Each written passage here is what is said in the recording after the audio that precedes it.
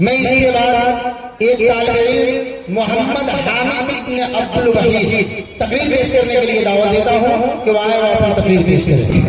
اس میں اصل میں حضرت لکھا ہوا ہے محمد حامد ابن عبد الوحید، آگے پیچھے اگر چٹنی مرچا رہی تو سمجھ میں آئی کہ تمہیں لو ہم کا بولی کی عبد الوحید تمہیں ہوگا تھوڑے لکھل جائے۔ اب سمجھ گئے لوگ کہ کوئی کہے گا چاہتا نہیں جون حیائی بڑھا اللہ کے فضل سے مدرسہ کے جو ذمہ دار بن حضرت مولانا عبد الوحید صاحب مولوی بھراواں کے یہ عمر صاحبزادہ ہوں اور یہ کہانی کے سامنے ذرا تقریر پیش کری، دعا کر لوگ کہ اللہ تبارک و تعالی میرا عمر میں برکت دے، میرا ابا یعنی مولانا کی عمر میں برکت دے۔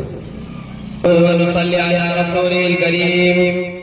أما بعد، فقد قال الله تبارك وتعالى في القرآن المجيد: أعوذ بالله من الشيطان الرجيم، بسم الله الرحمن الرحيم. ألف لام ميم، ذلك الكتاب لا ريب فيه هدى للمتقين. وقال النبي صلى الله عليه وسلم: خيركم من تعلم القرآن وعلمه. الہی رونق اسلام کے سامان پیدا کر، الہی رونق اسلام کے سامان پیدا کر، دلوں میں مومنوں کے الفت قرآن پیدا کر۔ صدر محترم، اسٹیج پر رونق افروز بزرگان دین اور حاضرین جلسہ، آج کے اس محفل میں اور آج کے اس مبارک اجلاس میں میرا موضوع سخن دنیا کے وبا کی سار مقدس کتاب قرآن پاک ہے۔ ہمیں چھٹی سورت کی طرح یقین ہے، اس کا ایک ایک حرف سچا اور صادق ہے۔ وہ قرآن پاک جس کی زبان مقدس، بیان مقدس اور جو وسعت و بلاغت کے ٹھاٹے مارتا سمندر ہے، جس کے متعلق ارشاد ربانی ہے کہ قرآن میں کتاب ہے جس کے صادق و برحق ہونے میں کوئی شک و شبہ نہیں، جس کے بارے میں جناب محمد رسول اللہ صلی اللہ علیہ وسلم نے ارشاد فرمایا: تم میں سب سے بہتر وہ شخص ہے جو قرآن کو سیکھے اور سکھائے۔ تو آگے جی کہ خداوند قدوس ہم سب کو قرآن پاک کی دولت سے مالا مال فرمائے، آمین۔ نوجوان دوستو، قرآن پاک رب ذوالجلال کی طرف سے عطا کردہ وہ عظیم تحفہ ہے جس نے 23 برس کی قلیل مدت میں پورے عالم میں وہ انقلاب برپا کر دیا کہ بڑے سے بڑے فصحا بلغا ادبا حیران و شجر رہ گئے، جس کی آیتوں کو سن کر پتھر دل میں ہو گیا۔ دوستو، یہی وہ قرآن ہے جو رہتی دنیا تک کے انسانوں کے لیے سراپا ہدایت و رحمت ہے۔ یہی وہ قرآن ہے جس نے رسول کی رسالت کو اعزاز بخشا۔ یہی وہ قرآن ہے جس کے پس مردہ قلوب کو تازگی بخشی۔ ہاں ہاں، یہی وہ قرآن ہے جس کی برکت سے جنات و شیاطین کا آسمانوں پر جانا بند ہوا۔ یہی وہ قرآن ہے جس کی نظیر پیش کرنے سے ساری دنیا عاجز و قاصر رہی۔ یہی وہ قرآن ہے جس کی مثل پیش کرنے سے عرب کے فصیح بنی زبان دانی کا دعویٰ کرنے والوں نے گھٹنے دیکھ دیے۔ یہی وہ قرآن ہے جس نے ضلالت و گمراہی کے چادر میں پھنسے ہوئے انسانیت کو رشد و ہدایت کا پیغام سنایا۔ یہی وہ قرآن ہے جس کی برکت سے غربت کی شامیاں نکلے۔ یہی وہ قرآن ہے جس کی برکت سے اجڑے چمن میں بہار پیدا ہوئی۔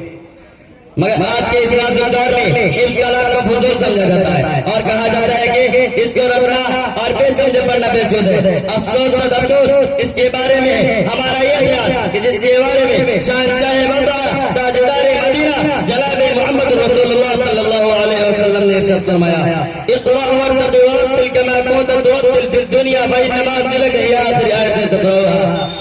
کہ قیامت کے دن حافظ قرآن سے کہا جائے گا قرآن پڑھتا جا اور جنت کے درجوں پر چڑھتا جا اور ٹھار ٹھار کے پڑھ جیسے کہ تو دنیا میں ٹھار ٹھار کے پڑھتا تھا، بس تیرا مقام و مرتبہ وہی ہوگا جہاں تو آخری آدمی پہنچے گا۔ حضرات، قیامت کا میدان ہوگا اور 10 ایسے آدمی جن پر جہنم واجب ہو چکی ہوگی۔ حافظ قرآن اپنے رب کی بارگاہ میں سفارش کرے گا، رب ذوالجلال اس کی سفارش قبول کرے گا اور ان کو اس حافظ قرآن کی برکت سے نجات عطا ہوگی۔ یہی وہ برکت ہے جس نے بدر میں 313 بدر میں مکہ کی قسمت پاک کی تھی۔ آج ہم کروڑوں ہیں مگر ہمارے اوپر کوئی اور قوم سوار ہے۔ جان ہماری معبود نہیں، مال ہمارا معبود نہیں، نہ مساجد ہماری معبود ہے، نہ مدارس ہماری معبود ہے۔ ظلم و ستم کی چکی ہماری لیے گھوم رہی ہے۔ مسلمانوں، ایک دور تھا کہ مسلمانوں کا مقابلہ دشمن خدا اور دشمن رسول کے پاس طاقت و قوت بہت ہے. 60,000 فوج کا لشکر چل رہا ہے. ادھر اسلامی فوج کا مجاہد، ادھر اسلامی فوج کا کمانڈر خالد بن ولید ہے. مسلمانوں کو اس کا بھی علم نہیں کہ دشمنوں کی تعداد کتنی ہے. مشورہ ہوتا ہے اور خالد بن ولید سے کہا جاتا ہے کہ آپ 300 آدمی لے کر جائیں اور پتہ لگائیں کہ دشمن کا تعداد کتنی ہے. خالد بن ولید کی ایمانی قوت دیکھیے، فرماتے ہیں کہ مجھے 300 کی ضرورت نہیں، میرے ساتھ صرف 30 آدمی جائیں گے.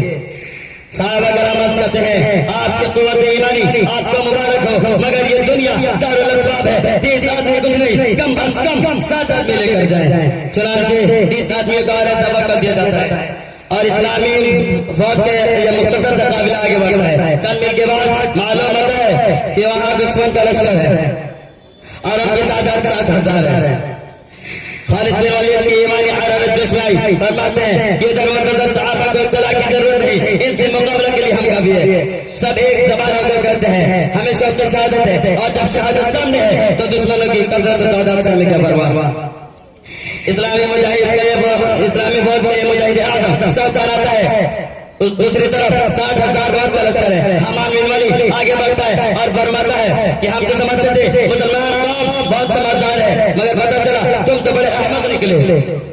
60,000 سے لڑنے کے لیے 60 آدمی لے کر آئے ہو، جاؤ ہم تمہیں معاف کر رہے ہیں اور ساتھ میں 2 گوریا کھجور اور چند اشرفیاں دے دیتے ہیں. چلے جاؤ یہاں سے، کیوں اپنے چال پر سلط کرنے آئے ہو.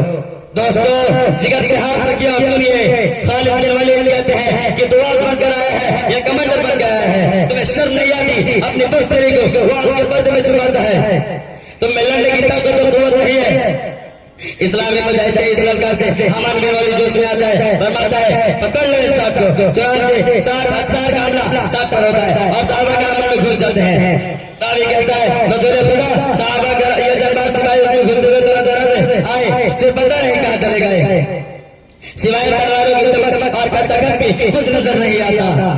صرف 3 گھنٹے میں جنگ کا فیصلہ ہو جاتا ہے. تاریخ شاہد ہے، زمین آسمان گواہ ہے کہ 60 نے 60,000 کا پھیر دیا تھا. آج تاریخ شاہد ہے کہ 60 نے 60,000 کا منہ پھیر دیا تھا.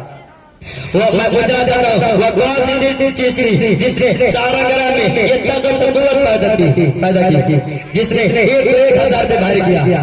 خدا نہ خواستہ آج ہم نے 2 پیسوں کی لالچ میں اپنے بچے کو دین سے دور رکھا، ہماری نظر اخروی نعمتوں کے بجائے دنیاوی ڈگری پر رہا، تو یاد رکھیے ہمیں خدا کے یہاں جواب دینا ہوگا. چلتے چلاتے آپ سے ایک بات کہنا چاہتا ہوں کہ امید ابھی کچھ وقت ہے، ایک بستی بسنے والی ہے، کہ امید ابھی کچھ وقت ہے، ایک بستی بسنے والی ہے، ایک بستی جہاں ظلم نہ ہو، جہاں جینا بھی کوئی جرم نہ ہو، جہاں پھول خوشی کے کھلتے ہو، جہاں موسم سارے ملتے ہو، جہاں پھول خوشی کے کھلتے ہو، جہاں موسم سارے ملتے ہو، جہاں رنگ اور بستے ہو، جہاں سارے ہنستے بستے ہو. ایک آش ایسی بستی جہاں جھوٹ کا کاروبار رہا، جہاں دہشت کا بازار رہا ہو، جہاں جھوٹ کا کاروبار رہا، جہاں دہشت کا بازار رہا، جہاں خون کی ہولیاں نہ ہو، جہاں گنگلام کی شام نہ ہو. ایک آش ایسی بستی جہاں روٹی زر سے سستی ہو، جہاں منصب سے انصاف ملے، جہاں دل سب کا سب صاف ملے. جب بھی میں آپ سے یا اللہ لبیک لا الہ الا اللہ وآخر دعوانا الحمدللہ رب العالمین.